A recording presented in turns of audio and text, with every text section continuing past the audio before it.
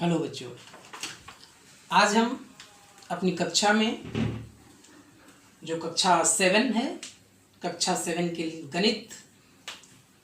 गणित में खंड ई क्षेत्रमिति, जिसमें हम परिमाप के बारे में जानेंगे कि परिमाप क्या है और हम कैसे ज्ञात करते हैं।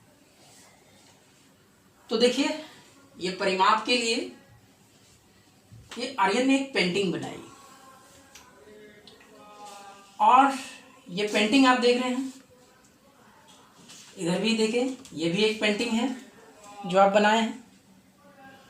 आप भी बना सकते हैं, इस प्रकार का कोई भी पेंटिंग आप भी बनाएं। उसको हेल्प करना है कि वो चाहता है कि इस पेंटिंग में इसका जो बाउंड्री है, इसके चारों तरफ इसमें रिबन लगाना है। तो रिबन कितना मीटर या सेंटीमीटर रिबन जो है इसके चारों तरफ लगेगा। तो अब देखिए कि ये जो पेंटिंग बना है, तो आप बता सकते हैं कि इस पेंटिंग का आकार कैसा है और इसमें कितना रिबन लगेगा। तो चलिए हम लोग निकालते हैं कि आकार तो पता है, आकार समझ में आ गया होगा कि ये आयताकार है और रिबन इसमें कितना लगेगा इसके चारों तरफ, वो देखते हैं। तो उसके लिए परिमाप यानी परिमिति जो हम निकालते हैं, तो परि का मतलब होता है, अर्थ होता है चारों ओर, चारों ओर। और माप का अर्थ होता है मापन यानी मेजरमेंट, मापना, मापन।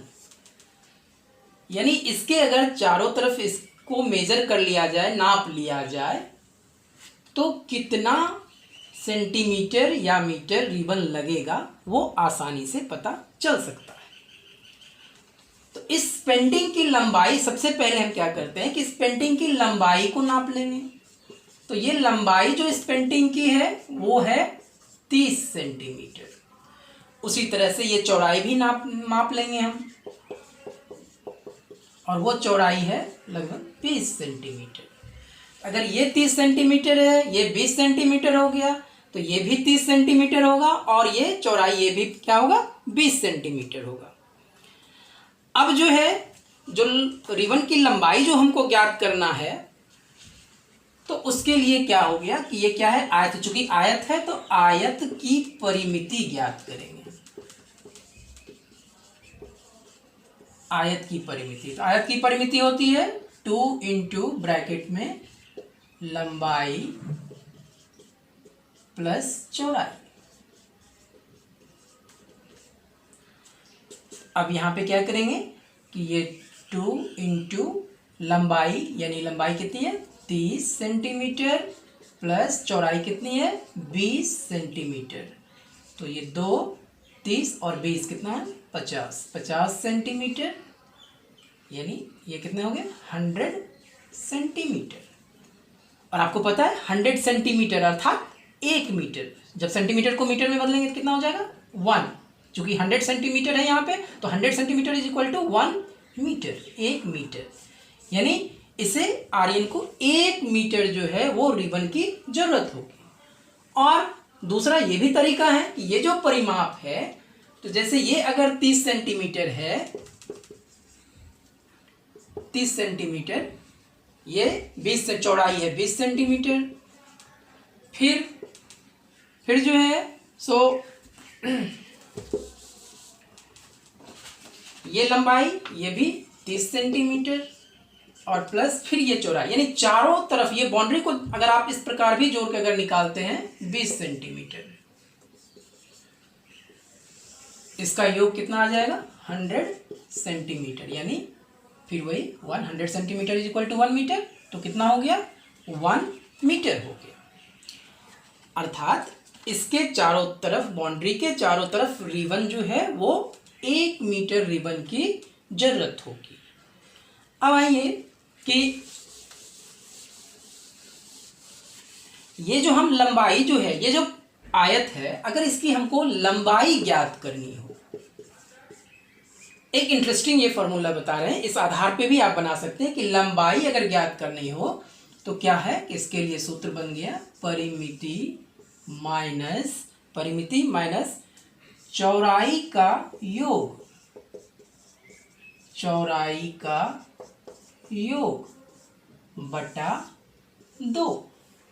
अभी हमने जो परिमिति निकाली थी कितना था 100 सेंटीमीटर, तो यहाँ पे लिखेंगे 100 सेंटीमीटर माइनस चौड़ाई, चौड़ाई मैंने लिखा था 20 सेंटीमीटर, चौड़ाई जो था मेरा वो था 20 सेंटीमीटर। तो चौड़ाई का योग यानी ये 20 सेंटीमीटर, ये चौड़ाई है और ये चौड़ाई है, तो ये 20 सेंटीमीटर और ये 20 सेंटीमीटर, तो कितने हो गए 40 सेंटीमीटर। तो माइनस 20 सेंटीमीटर जोड़ 20 सेंटीमीटर, ये बराबर 100 centimetre minus 40 centimetre equal to कितना हो गया ये 60 सेंटीमीटर। अब देखिए मिल गया ये 60 यानी ये जो चौड़ाई, ये लंबाई जो है, ये लंबाई 30 सेंटीमीटर और ये लंबाई 30 सेंटीमीटर, यानी 30 सेंटीमीटर प्लस 30 सेंटीमीटर कितने हो गए 60 सेंटीमीटर। तो समझ गए होंगे आप कि परिमिति जो है वो हम कैसे ज्ञात कर सकते हैं। अब आप क्या करिए कि आपके सामने आपके पास बुक, जो आपकी पास बुक है या कॉपी है, बुक या कॉपी या और भी अगर कोई टेबल, कोई आयताकार, जो भी आपके पास आयताकार सामान है, इस प्रकार से आप परिमिति भी ज्ञात कर सकते हैं और उसकी लंबाई भी ज्ञात कर सकते हैं। दूसरा एक और उदाहरण हम देते हैं, जैसे ये तो आयत की बात हो गई, उसी तरह आई ने क्या किया कि एक और पेंटिंग बनाई है। ये जो पेंटिंग है इसकी लंबाई जो है, इस पेंटिंग की लंबाई आप स्केल से मेजर, आप भी बना लो और आप उससे स्केल से मेजर करो, ये लंबाई 20 सेंटीमीटर है, ये 20 सेंटीमीटर है, ये भी 20 ही सेंटीमीटर है और ये भी 20 सेंटीमीटर है और इधर भी 20 सेंटीमीटर है, यानी चारों तरफ ये जो है एक भुजा जो इसकी है, ये जो लंबाई है इसकी पहली भुजा ये 20 सेंटीमीटर, दूसरी भुजा भी 20 सेंटीमीटर, तीसरी भी 20 सेंटीमीटर और चौथी भुजा भी 20 सेंटीमीटर। अर्थात आपको समझ में आ गया होगा कि इसका आकार कैसा है, ये वर्ग का आकार का है, वर्गाकार है यानी वर्ग के आकार का है। तो इसका परिमिति हम कैसे निकालेंगे, तो वर्ग की परिमिति जो होता है, वर्ग की परिमिति 4 गुना 1 भुजा,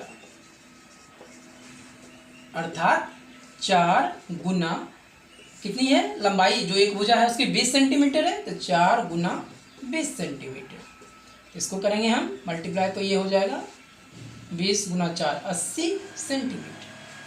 अब दूसरा तरह से आप ऐसे भी देखें कि जैसे 20 सेंटीमीटर ये पार्ट, कितना पार्ट है इसका, बाउंड्री जो है 1 2 3 4 बाउंड्री है, तो 20 सेंटीमीटर जोड़ 20 सेंटीमीटर जोड़ 20 सेंटीमीटर जोड़ 20 सेंटीमीटर, 1 2 3 4, यानी इसको फिर योगफल निकालेंगे आप, तो ये कितना हो गया 80 सेंटीमीटर, यानी इसका भी परिमिति आपने ज्ञात कर लिया। अब आप अभी देख रहे होंगे कि ये जो बोर्ड है ये भी आपको आयताकार दिख रहा है, तो इसका भी हम परिमाप निकाल सकते हैं। तो परिमाप जो है उसका एक बाउंड्री होता है चारों तरफ, जैसे अगर कोई ऐसा है, आपने पिक्चर बनाया है, जैसे ये पंचभुज है, 5 भुजा है, इसका परिमिति निकालने कह दिया जाए तो ये क्या होगा कि यहाँ ये मान लीजिए कि ये ए भुजा, यहाँ से ए बी सी पॉइंट भी कर सकते हैं आप, डी ई, तो सबका अगर योगफल निकाल दें तो इस बाउंड्री का क्या होगा परिमिति निकल जाएगा। तो होप सो कि आपको परिमिति जो है वो शायद अच्छी तरह से समझ में आ गया होगा। अब आप जो एक्सरसाइज है परिमाप का, उस एक्सरसाइज को सॉल्व करें और साथ ही आपके घर में इस प्रकार से आप पेंटिंग भी बना सकते हैं, और घर में अगर कोई ऐसी सामान है तो आप स्केल से मेजर करें और मेजर करके परिमाप आप सीख सकते हैं। धन्यवाद।